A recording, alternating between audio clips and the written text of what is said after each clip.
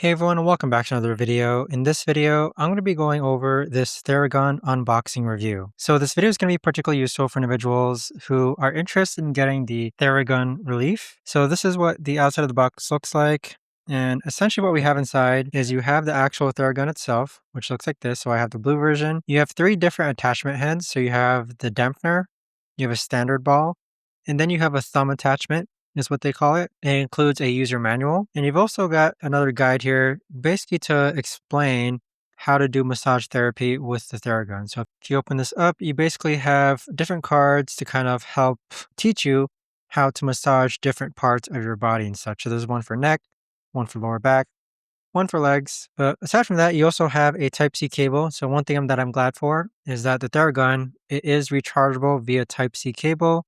And that cable inserts to right over here. So I'm glad just because most of the items that I use, such as my laptop, iPad, iPhone, it all is a Type-C cable. So you can use the same cable to charge this as well. That's pretty much it though as far as this Theragun unboxing review. We've had this for about 2 weeks now. We got it for Christmas.